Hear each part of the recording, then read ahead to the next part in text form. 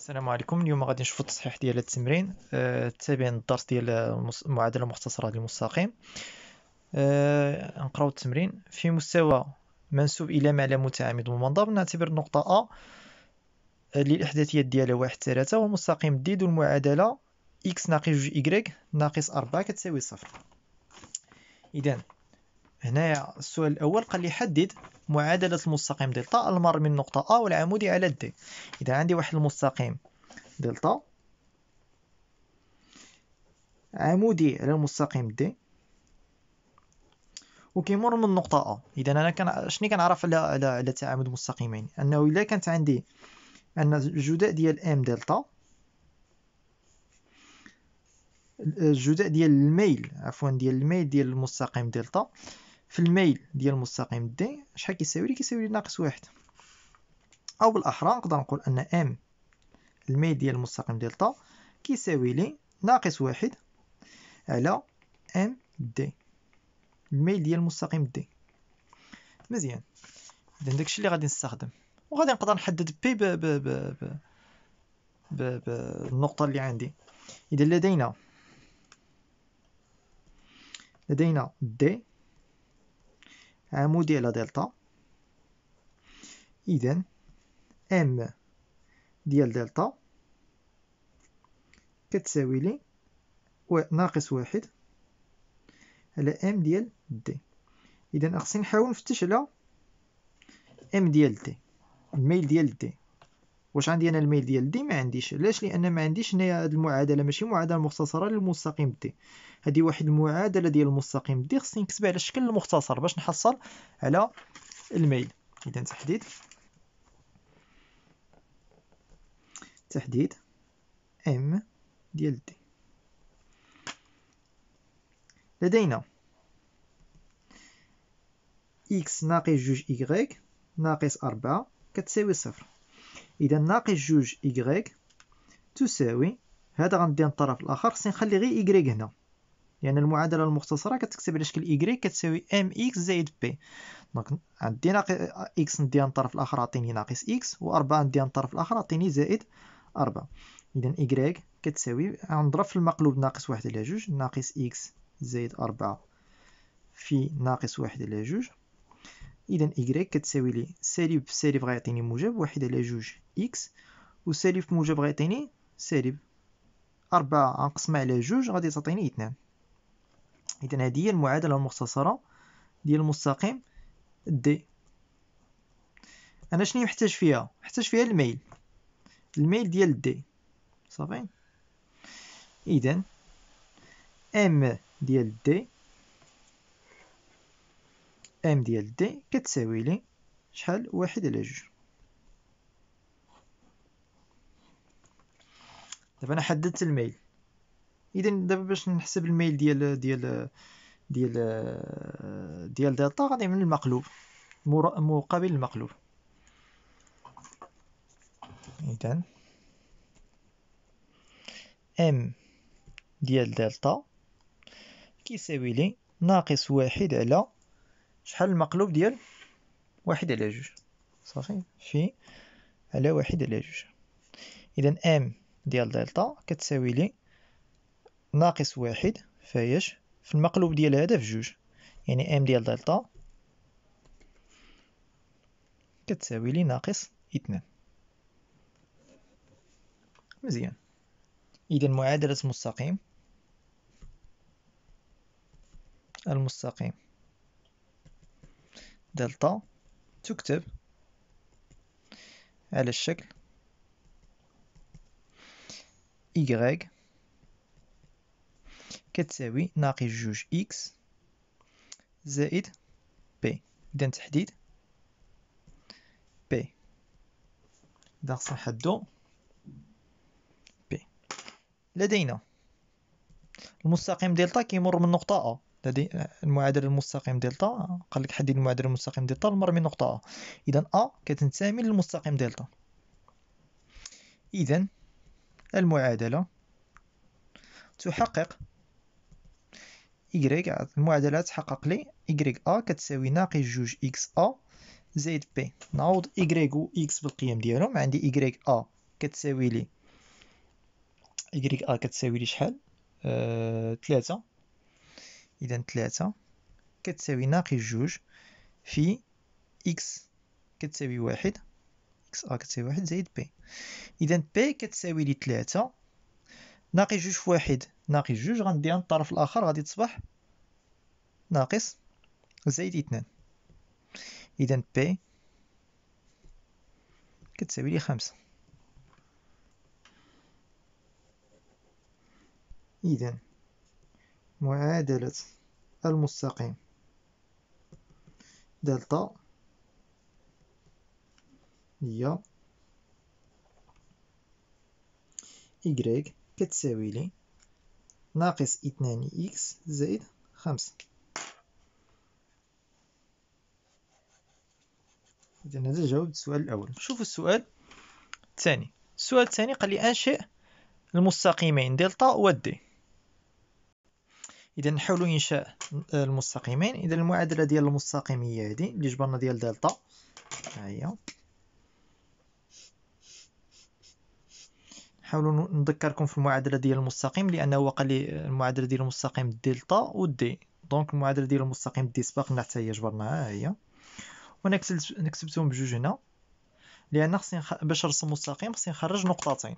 إذا باش نخرج نقطتين كيمر منهم المستقيم مستقيم دلتا، غنعطي قيم إكس. مثلا نعطي إكس نعطيها مثلا نعطيها 1 أو نعطيها مثلا 2. إذا فاش غادي نعوض إكس بجوج شحال تعطيني إكغيك؟ نعوض إكس بجوج، ها هي إكغيك غتكون كتساوي لي ناقص 2 في 2 زائد 5. إذا غتساوي لي ناقص 4 زائد 5 كتساوي لي 1. إذا إكغيك غتكون كتساوي لي 1. خذ قيمة أخرى، مثلا نعطيها 3. نعطيها 3 إكغيك إكس نعطيها 3. 3 في ناقص 2 هي ناقص 6. إذا ناقص 6 نزيد عليها 5 عطيني ناقص 1. نرسم هاد النقطتين جوج 1. إذا إكس كتساوي 2 ها 1 ها 2 و إكغيك كتساوي 1 هاهي. هي 2 1. هاهي النقطة الأولى، ها هي. النقطة الثانية هي 3 إكس كتساوي 3 و إكغيك كتساوي ناقص 1. ها هي إكس كتساوي 3 و إكغيك كتساوي ناقص 1. صافي. دونك هادي هي النقطة الثانية. مستقيم غيكون ماشي هكذا.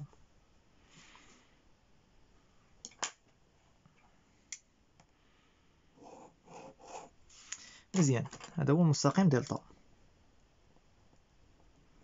نشوفو مستقيم آخر دي. نعطي قيمة لإكس، مثلا نعطيها شحال 2. إكس نعطيها 2. 2 اختزلها مع 2 غتعطيك 1. 1 ناقص 2 هي ناقص 1. نعطيها قيمة أخرى، مثلا نعطيها مثلا 4. 4 في 1 هي 4 قسمة على 2 يعطيك 2. 2 ناقص 2 هي 0. إذا عطيتها 4 غتعطيني 0. إذا النقطة الأولى هي 2 ناقص 1. إكس كتساوي 2 إكغيك كتساوي ناقص 1، ها هي 2 ناقص 1، ها هي. صافي. النقطة الثانية هي 4 0. إكس كتساوي 4 و إكغيك كتساوي 0. هي هنا 1 2 3 4. مزيان. إذا المستقيم غيكون دايز من هنا. نرسمو بالأسود.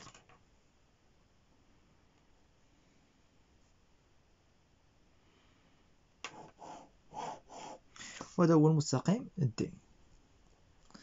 السؤال التالي قال لي احسب المسافة بين النقطتين A والمستقيم دي. إذا نحاول نحسب المسافة بين نقطة A و D. بعدا نفكرك، لا اسمحوا لي، بعدا السؤال 3 حدد إحداثيات النقطة H تقاطع D ودلتا. إذا هاد النقطة هادي اللي كيتقاطعوا فيها D ودلتا غنسميوها H. قال لي نحدد لها الإحداثيات ديالها. مزيان. إذا باش نحدد هاد النقطة الإحداثيات ديال هاد النقطة هادي خصني نلاحظ واحد الملاحظة مهمة. شنو كنلاحظ أن النقطة هاد أش كيتقاطع فيها المستقيمين دي ودلتا، يعني أنها كتنتمي للمستقيم دلتا وفي نفس الوقت كتنتمي للمستقيم دي. إذا الزوج ديال الإحداثيات ديال النقطة أش غيكون كيحقق لي جوج ديال المعادلات. إذن إلا خدينا المعادلة ديال المستقيم، إذن لدينا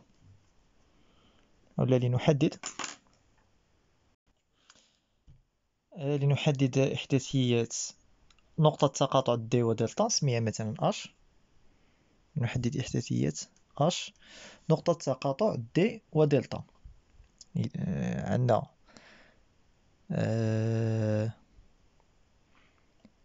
اش نقطة تقاطع د والمستقيم دلتا.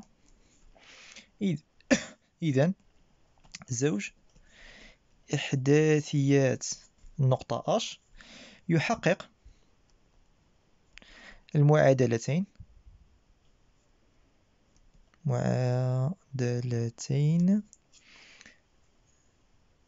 المستقيمين، يحقق أو لا نقول يحقق معادلتي المستقيمين د ودلتا.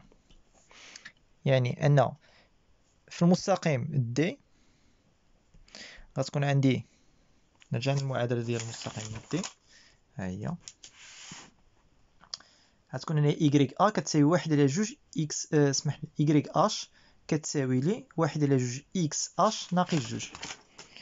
إذن إيكغيك أش غتكون كتساوي لي 1 على 2 إكس أش زائد 2. مزيان. وفي الثانية، عفوا هنايا ناقص 2. وفي المستقيم دلتا غيكون عندي هاد المعادلة هادي. إذن إيكغيك أش غتكون كتساوي لي ناقص 2 إكس أش زائد 5. وفي دلتا غتكون عندي كتساوي إيكغيك أش كتساوي لي ناقص 2 إكس أش زائد 5. وبما أن هنا عندي إيكغيك أش وهنا عندي إيكغيك أش، يعني هادو متساويين.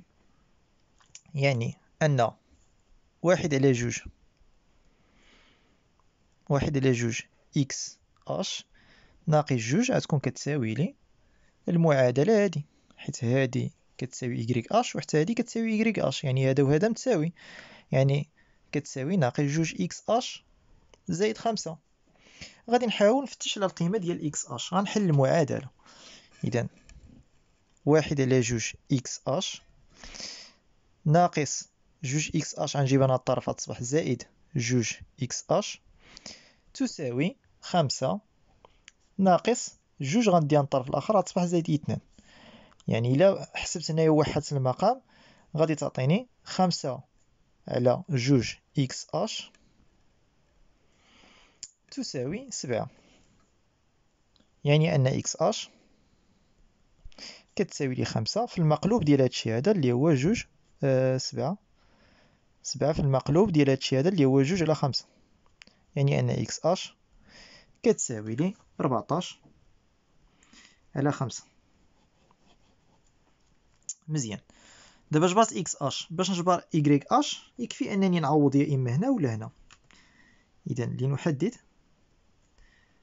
إيكغيك أش، عندي إيكغيك أش كتساوي، مثلا نشوف التعبير اللي غادي يجينا ساهل، مثلا ناخدو هاد التعبير هذا، شوفوا هذا 1 على 2 فايش في إكس أش شحال كتساوي لي؟ إكس أش كتساوي لي 14 على 5 ناقص 2. إذن إيكغيك أش كتساوي لي، غنختزل بواحد 2 مع 2 غتبقى لي 7 على 5 ناقص 2. يعني أن إيكغيك أش كتساوي لي، ملي غنوحد المقام غادي تعطيني 3 على 5 ناقص 3 على 5. صافي. مزيان. ومنه نكتب هنا، ومنه فإن نقطة اش غيكونو الإحداثيات ديالها شناهما؟ هنا إكس اش شحال كتساوي لي 14 على 5 و إيكغيك اش شحال كتساوي لي ناقص 3 على 5. السؤال الموالي قال لي احسب المسافة بين النقطة اش والمستقيم د. اذا نحاول نعاود نفكركم. عندي هنا كان قال لي حدد معادله مستقيم دلتا المر من نقطه ا كتنتمي من دلتا. غادي نحاول نرسمها لكم هنا في اسمه. اذا ها هي ا مثلا قلنا لما كتنتمي دلتا ياك. الاحداثيات ديالها 1 3. هما الاحداثيات ديالها 1 3. اذا ها 1 ها 3 دونك غتكون هنا ديال النقطه ا. قال لي خصك تحسب لي المسافه بين هاد النقطه ا والمستقيم دي. يعني خصني نحسب هاد المسافه هادي.